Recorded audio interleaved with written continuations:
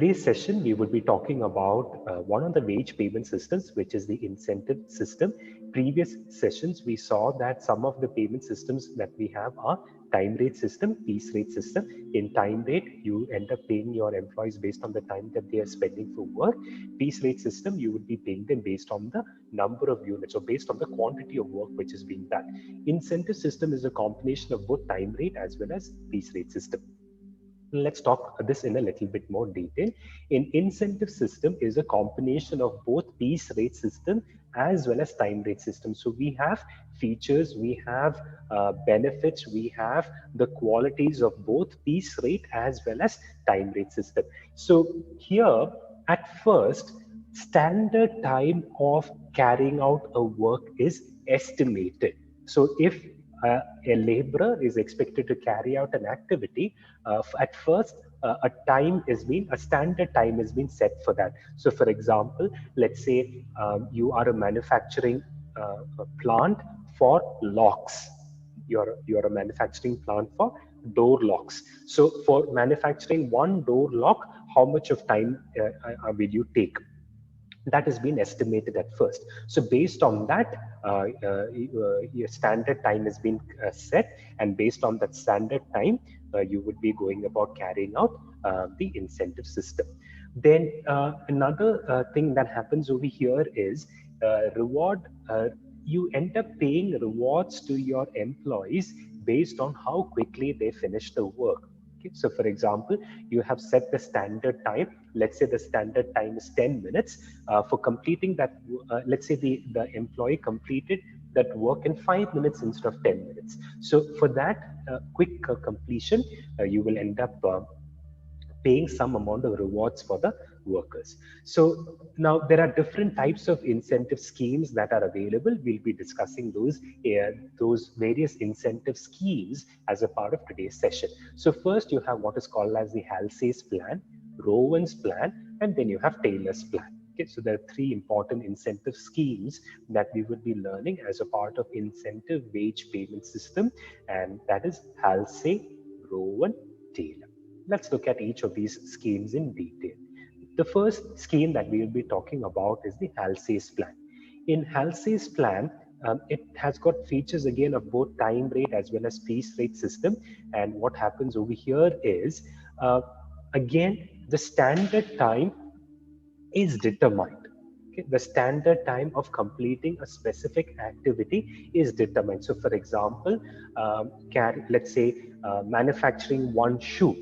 Okay? So let's say the standard time for manufacturing one shoe is, let's say, 10 minutes. Okay, or like that, the standard time of carrying out the activity is determined. We can talk about another example. Let's say you're a cloth manufacturer and you're manufacturing shirts. So what you would do is, at first you would estimate the standard time of stitching one shirt. Let's say it's 2 hours. Okay, the standard time for stitching one shirt is 2 hours. Now 2 hours is your standard time. Then what would happen is, you would be motivating your employees to finish the work at a lesser time than the standard time. Then what will happen is, you will motivate them to pay to complete the work in a time frame which is less than the standard time. Now, when you motivate them to complete the work a lot quickly, what will happen is, you will pay them a bonus. Okay? You will be paying them a bonus. Now, in the case of HALSEY's plan, you will be paying them 50% of the time that is saved. Okay? You will be paying them 50% of the time that is saved. So let me illustrate this with an example. Let me start a new screen share over here. I will bring up a whiteboard, and let's say you are a cloth manufacturer. Okay, we will pick up the example of a cloth manufacturer. So assume you are a cloth manufacturer. So imagine you are a cloth manufacturer.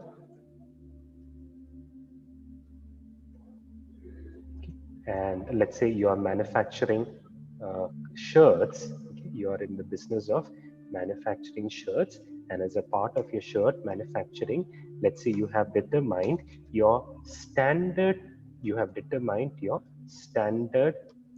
time to be 2 hours. Okay, you have determined the standard time for manufacturing one shirt to be 2 hours. So then what will happen is you're motivating your employees to pay to complete the work quickly. Okay, you're motivating your employees to complete the work quickly. So let's say your rate here is 10 rupees per hour. Okay, here what happens is, you imagine your rate is 10 rupees per hour.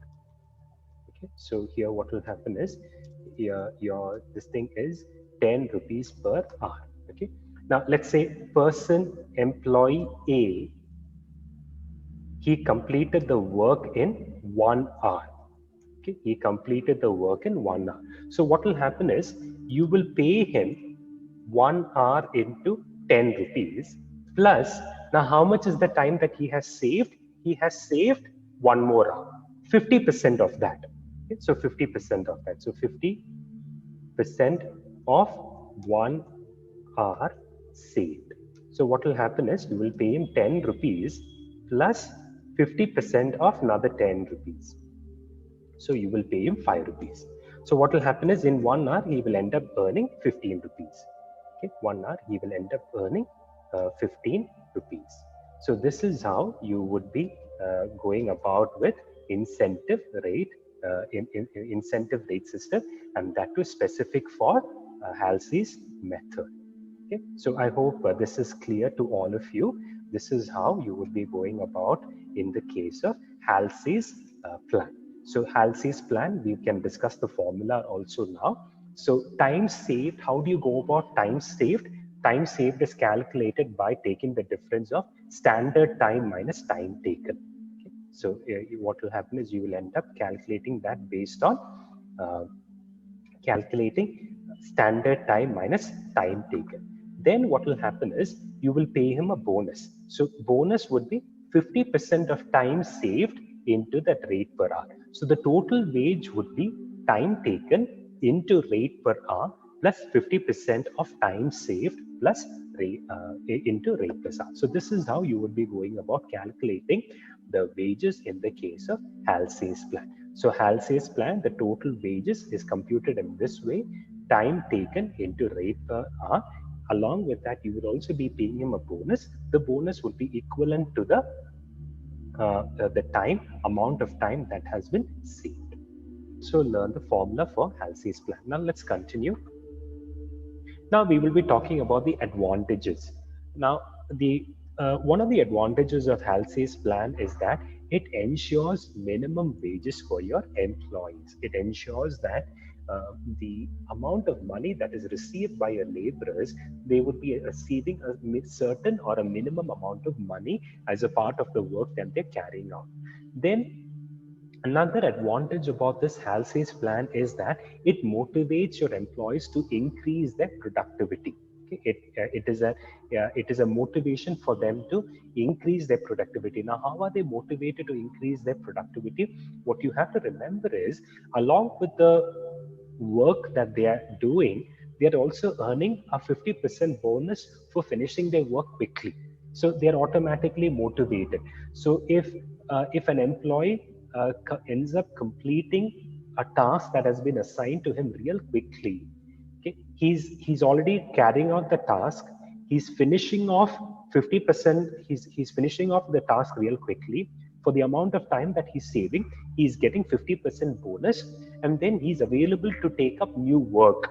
Okay? So thereby which you can motivate your employees to put in more and more work. Then what happens over here is, people who are highly productive, people who are really quick in terms of carrying out their task, they will end up earning a high rate of incentive. Okay, they will be earning a high rate of incentive as a part of the Halsey's plan. Then also another advantage about the Halsey's plan is the amount of time that the employee saves in the case of Halsey's system it gets distributed between the employee and the employer. Okay, the amount of time that the employee ends up saving, it gets distributed between the employee and the employer. So the amount of time that they're spending um, that gets distributed between the employee and the employer. So not one person alone stands to gain. So here it is not the only the employee who's benefit. It is not the only the employer who's benefit. Both are mutually benefited from this system. Now let's talk about the disadvantages of HALSEY's system. In HALSEY's system, the quality of work gets compromised. Now, why is that so? Because here you're only looking at the time taken. You're not doing an evaluation on the quality of work which is being done. So for example, we touched upon the case of the cloth manufacturer, and then we are talking about manufacture of shirts. So imagine the person who's stitching the cloth, the laborer who's stitching the cloth, he has not done a very good job, or he has not stitched properly. Okay? So over there, there is no measure, there is no technique, there are no processes in place which ensures the quality of work. Okay? So quality of work gets compromised in the case of HALSEY's system. So in HALSEY's system, what happens is it does not do a proper evaluation based on the quality of work that has been carried out by your employee. So the quality of work is compromised. Okay? The quality of work gets compromised in the case of HALSEY's plan. So these are some of the, this is the disadvantage of HALSEY's plan. So please remember, in HALSEY's plan, what happens is the employee standard time is set for each activity. You would end up fixing up a rate for the standard time. Then what happens is you would be motivating your employee to finish off work real quickly. How much of time that the employee saves, you will be paying him 50% of the time saved as an incentive. You will be paying that to the employee as a bonus. So this is what happens in the case of HALSEY's plan. The next incentive system that we would be learning is the ROWAN's plan. Now, ROWAN's plan was introduced by a person by the name David Rowan. David Rowan was a management guru. He had done some studies, some scientific studies based on how to determine the labor cost in the case of manufacturing firms. And then he came up with a different formula. Now, the primary difference here between Rowan's and HALSEY's plan, concept-wise, they both are the same. They both are similar in the sense the rationale here is to pay a bonus to the employees who are efficient in nature. What makes a difference in these two cases is that the calculation or the computation of the bonus would vary. That is the only difference. Apart from that, they all are, or it all works in the same line. So here what happens is there is a difference in terms of the bonus calculation. So here the bonus is computed based on the time that is saved against standard time. So previous cases, what was happening is we were paying them at a flat rate of 50% of the time that is saved. So in the previous case, in the case of HALSEY's plan, the incentive was calculated based on the time that the employee is saving. And then the bonus was decided as 50% of the time that is saved. In this case, what happens is the time saved, the concept still remains the same. However, there is a slight difference when it comes to the computation of bonus.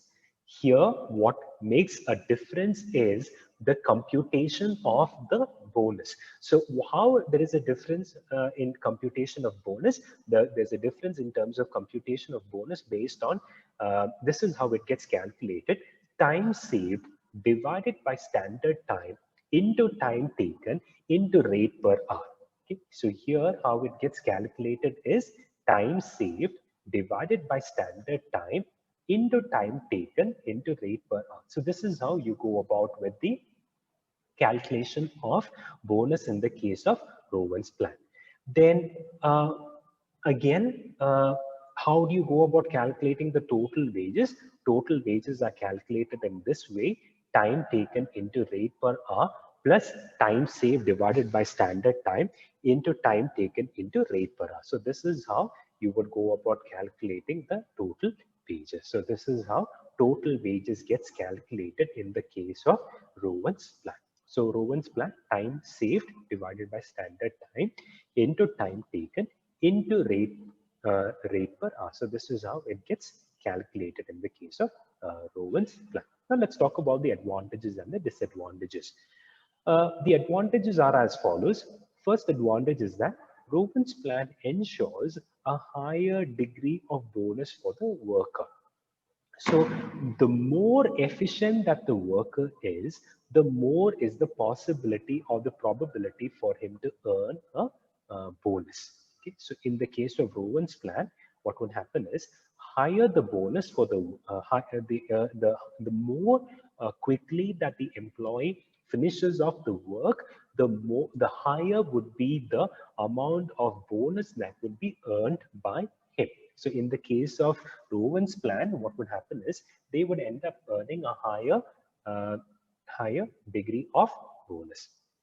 Then the bonus is again proportionate to the level of productivity. So remember, if you end up finishing your work real quickly, then what happens is the bonus component would be higher.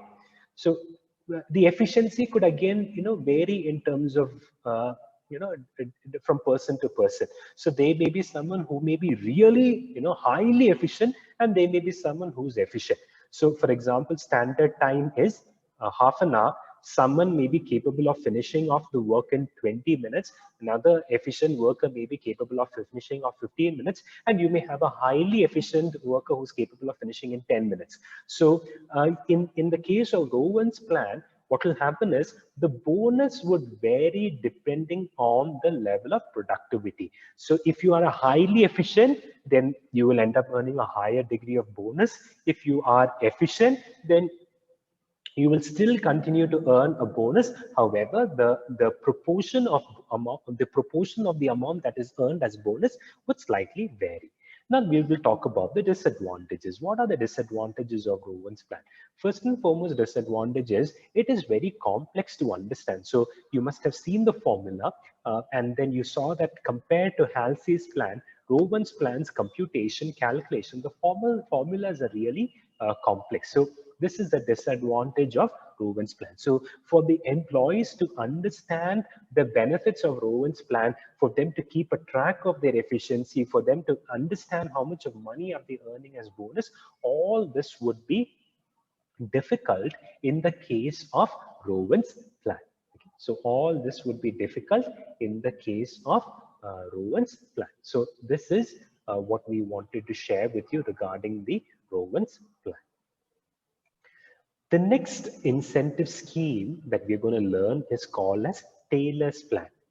Now, Taylor's plan is a more scientific method of calculation of labor cost when compared to HALSEY and as well as ROWAN. When you compare Taylor's plan against ROWAN as well as HALSEY, uh, Taylor's method is more scientific in nature because it's based on certain rationals, it's based on certain logic. So we will try and see what this is exactly now. Now here, what happens is the standard task is defined based on a motion study that has been carried out. So what happens over here is at first a motion study is being carried out. You are doing an evaluation to see how quickly is the work completed. Okay, how quickly can you go about, how effectively, how efficiently can you go about carrying out your work? So that is being studied as a part of your Taylor's plan. Okay, that has been studied as a part of Taylor's plan. So here the standard task is defined based on a motion study that has been carried out. So even before you go about enclosing or disclosing the details of your Taylor's plan of computation of wages for your employees, it is mandatory for you at first to carry out a motion study. You have to understand how you will be considering the various parameters, you will be considering the various factors of carrying out your task, and based on that you would be setting up a standard task. So based on that you would go about paying wages to your you would be going about framing the details and the specifics of your wage payment for your employees. So here what happens is you would end up classifying your laborers broadly into two categories. Okay? You will be carrying out your laborers into two broad categories. You will be classifying them as efficient, and then you will be classifying them as inefficient. All the inefficient workers, they are paid at the rate of 83%. Okay, so they would be paid at the rate of 83%. Then what will happen is you will have efficient workers. For efficient workers, you would be paying them at the rate of 175%. So let me just illustrate this with an example. So let's say you are, we will pick up on the example of the cloth manufacturing itself. And here let us go back to the example of the shirt. So let's say now here it's not time rate, it is piece rate. Okay? Here the efficiency is based on piece rate. So let's say for one shirt it is 100 rupees. Okay? Imagine it is 100 rupees. And if you're an efficient worker, what will happen is, let's say you have estimated 2 hours is what you need for stitching one shirt. Okay, this is what you have found out as the part of your motion study that has been carried out. Now let's say you have an inefficient worker who has stitched the shirt, and then what happens is you will be paying him at 83%. Okay, you will be paying him at 83%. So 83% of 100 rupees. Okay, you will be paying him at 83% of 100. You will be paying him at 83% of 100 rupees. You will be paying him at 83% of 100 rupees, and 83% of 100 rupees is, this will be 83 rupees 83.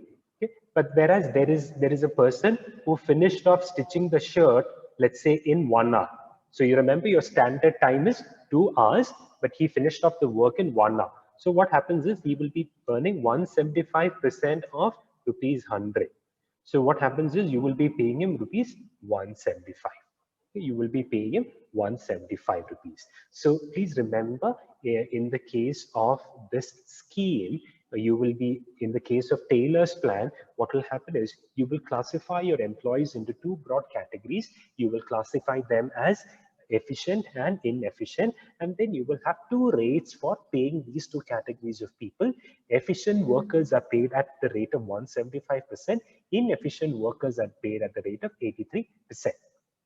So this is in a nutshell what is meant by Taylor's plan. Now let's talk about the advantages. The advantages of Taylor's plan are, it is easy to understand. Okay? So because here what happens is you're just simply classifying your employees either as efficient or inefficient. It is very easy. Okay? Either you finish off the work before time, or you finish off the work after time. So you would end up either finishing off work real quickly, or you're really slow. So if you're really slow, you will be paid at 83%. If you're really quick, you will be paid at 175%. So this is the difference. This is the reason why it is said it is easy to understand and calculate. Also, here what happens is efficient workers, they are highly compensated. They are paid highly. Okay. Now, disadvantage of this system is that it does not ensure minimum day wages. Why? Because if you are an inefficient worker, what happens is you will end up losing money. So it does not ensure, unlike the other two schemes, here there is no guarantee that you would be earning minimum day wages. So if you're a very inefficient worker, what happens is you may end up losing money. So that is a disadvantage of Taylor's scheme. Okay, that is a disadvantage of Taylor's scheme.